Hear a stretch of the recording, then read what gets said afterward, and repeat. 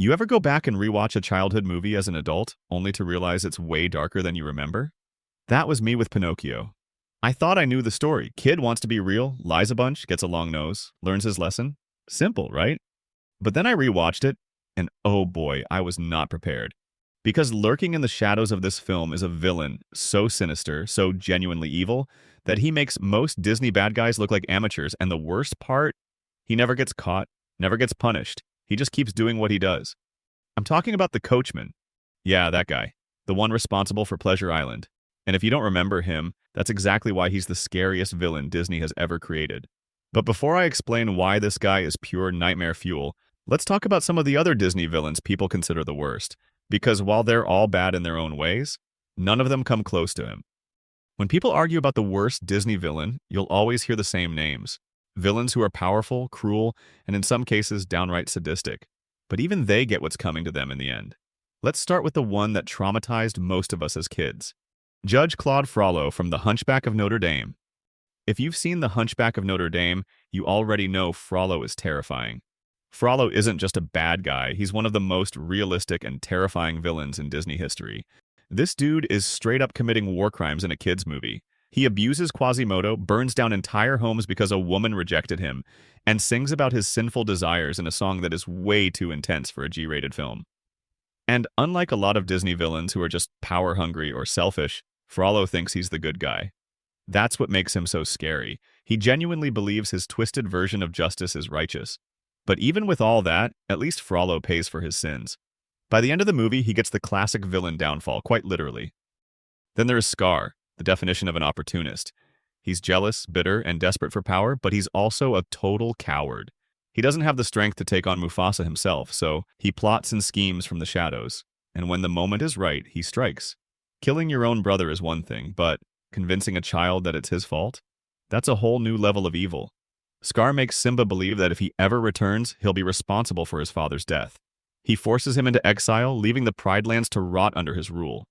And when things start falling apart, he immediately throws everyone under the bus to save himself. But like Frollo, Scar doesn't get away with it. He's torn apart by his own hyenas, his empire collapses, and balance is restored. Which brings us to a different kind of villain. One without an army, one without political power, one who does all her damage with words. Mother Gothel from Tangled. At first glance, Mother Gothel doesn't seem like a major Disney villain. She doesn't burn cities to the ground. She doesn't murder anyone.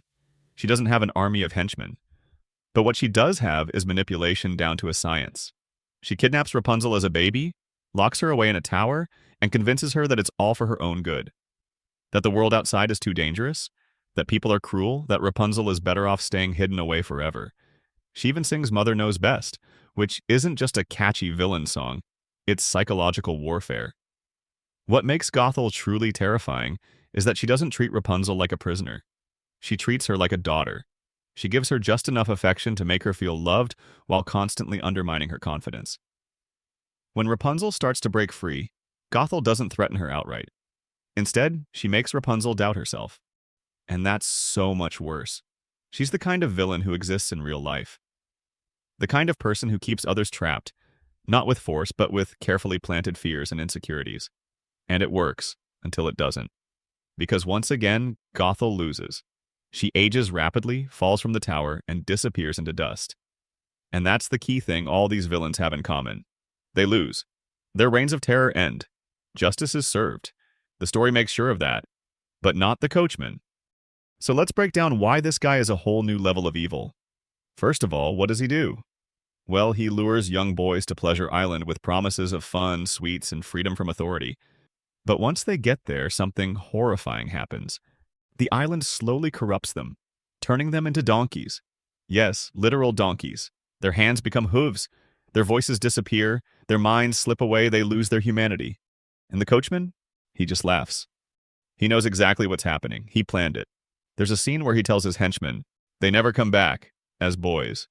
He knows these kids are doomed, and he doesn't care. The kids, who were just looking for fun, who were tricked into thinking they were free, are now nothing more than animals. And what does the Coachman do with them? He sells them into slavery.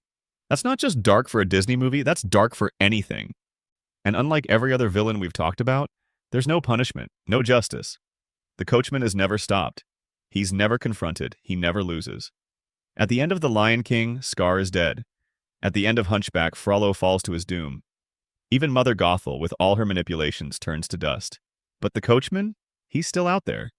There's no grand battle against him, no moment where Pinocchio faces him and wins. He just keeps going. Think about that. So why the Coachman is the scariest Disney villain? There are a few things that make the Coachman worse than any other Disney villain.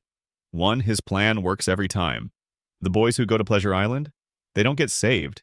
We never see them turn back. Pinocchio escapes, but the rest? They're lost forever. 2, it's realistic horror. Sure, Scar is evil, but how many of us are worried about an evil lion taking over our kingdom? The Coachman, though? He's a trafficker, a manipulator, a predator. That is real-world horror. 3, he enjoys it.